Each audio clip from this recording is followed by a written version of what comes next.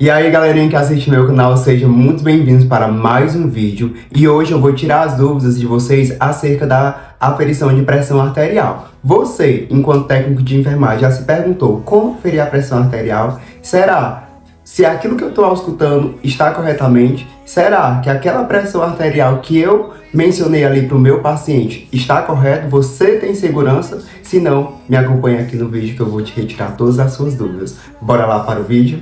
Bom, pessoal, existem várias dúvidas acerca do procedimento correto de como aferir uma pressão arterial, né? Sempre quando você for verificar os sinais vitais como um todo, né? Questão de pressão arterial, temperatura, respiração, pulso, sempre você tem que explicar o procedimento para o paciente, exceto a questão da respiração, né, que a gente não vai falar para ele, para o paciente, para não interferir nos movimentos respiratórios.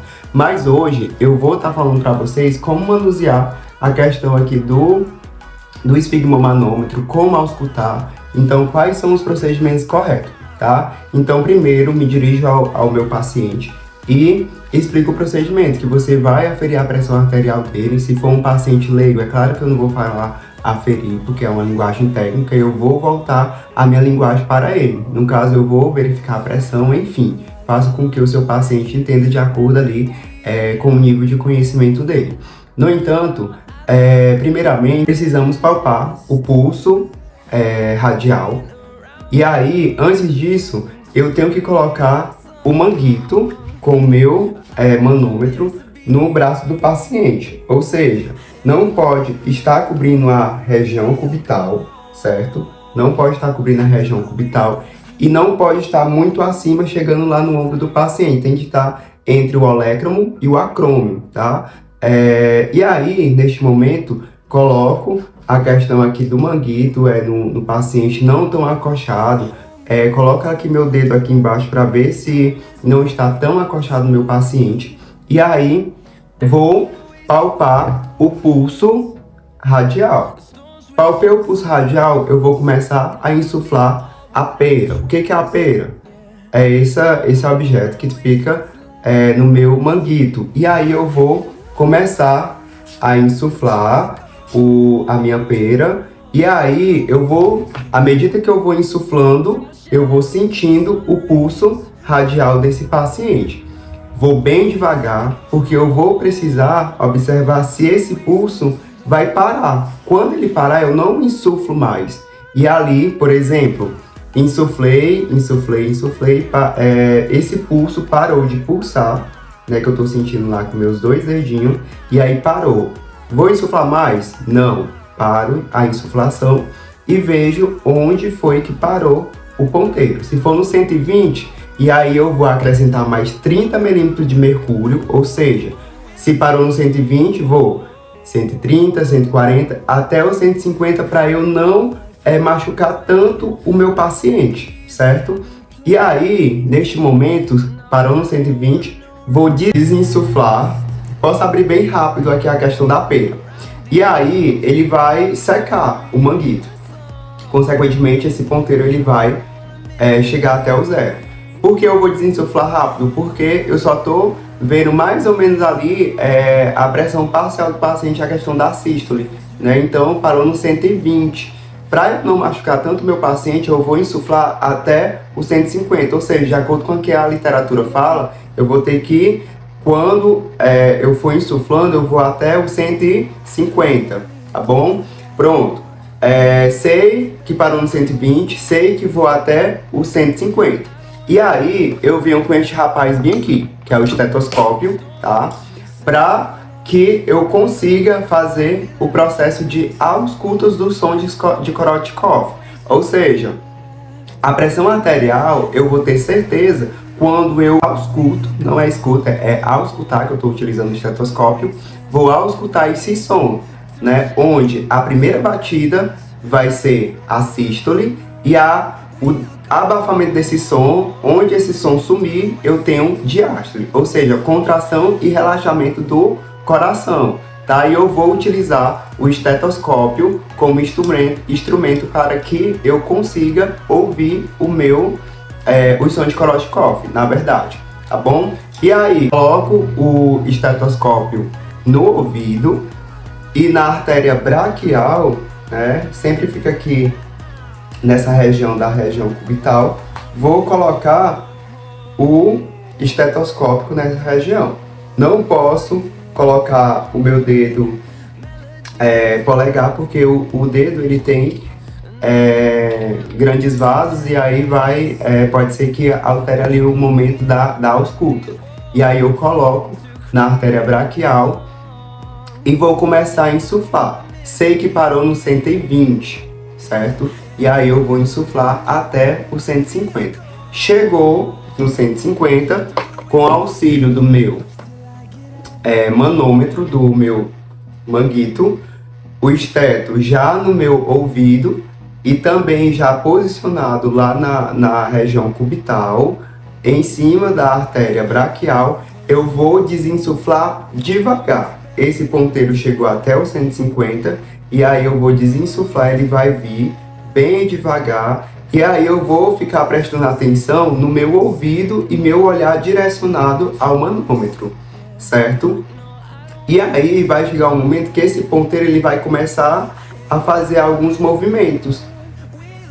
O movimento do ponteiro do manômetro não quer dizer a pressão do paciente, por isso a importância do estetoscópio, porque eu preciso auscultar os sons. Não é simplesmente o manômetro fez um movimento, vai ser a pressão do paciente, não. Por isso a importância do estetoscópio, certo? E aí ele vai começar a voltar, e vai fazer esse movimento.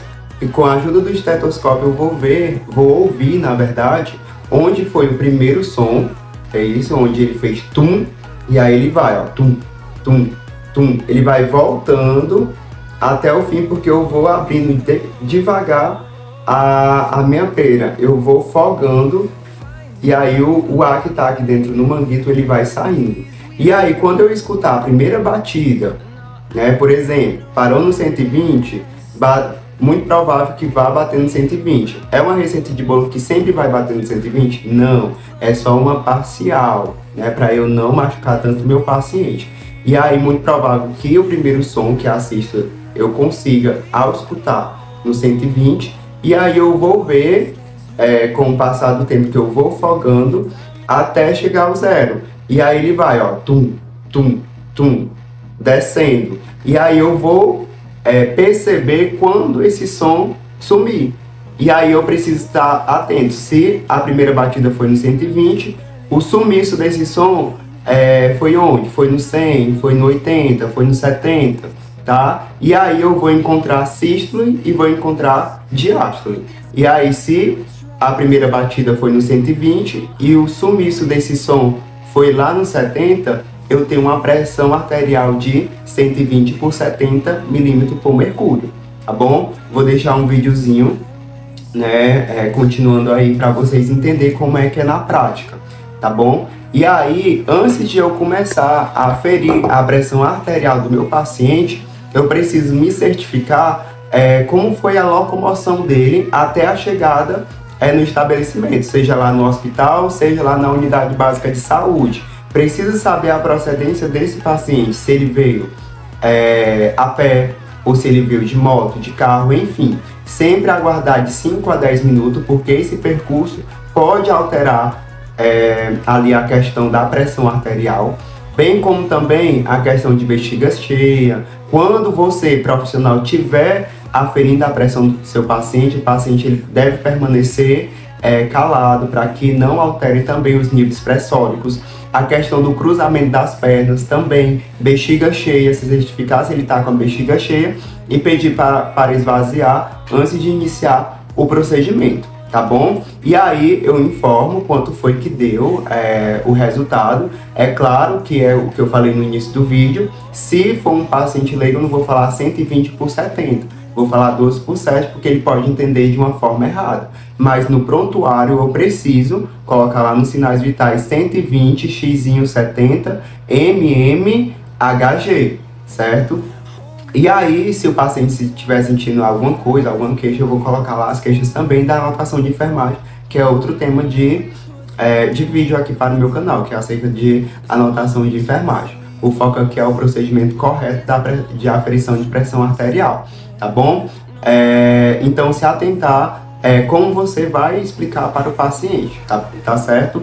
A aferição de pressão arterial ela é muito importante porque isso aí vai influir na conduta lá na frente do profissional médico, isso justamente na prescrição de alguns medicamentos para diminuir essa pressão, ou até mesmo se ela estiver muito baixa, ter algumas condutas para elevar essa pressão arterial de acordo com a sintomatologia do nosso paciente, tá bom? Então, se você teve alguma dúvida, escreve aí no comentário, não se esquece de se inscrever no canal, clicar no gostei e, consequentemente, nos próximos vídeos eu vou trazer a aferição correta de outros sinais vitais. Espero ter contribuído e fiquem aí com o procedimento também na prática de como aferir a pressão arterial, tá bom? Até a próxima, pessoal! Bom, pessoal, neste momento coloco o manguito entre o olecramo e o acrômio, ajustando sempre no braço do paciente para não ficar tão acochado. Explico sempre para o paciente a importância de não estar com a bexiga cheia, não conversar na hora do procedimento, não estar com as pernas cruzadas, dou as devidas orientações, tá? E aí, posiciono o manômetro de uma forma que dê para me enxergar bem e palpo a artéria radial, como eu falei anteriormente, para eu sentir a pulsação. Neste momento, vou insuflando com minha pera, devagar, até parar de sentir esse pulso. Parou o pulso e aí eu vou desinsuflar e saber qual foi a numeração que parou. Se foi no 120, 130, 140, 150, enfim. Coloco, posiciono o estetoscópio na artéria braquial, não fazendo uma pressão muito forte, vou insuflar mais 30 milímetros de mercúrio acima daquele valor que eu encontrei. No caso, 120, vou até o 150 e vou desinsuflando a fim de auscultar a primeira batida, que é a sístole, e o sumiço desse som. Auscultei, menciono para o meu paciente a pressão que eu encontrei e vou fazer a anotação no prontuário, certo? Esse é o procedimento correto.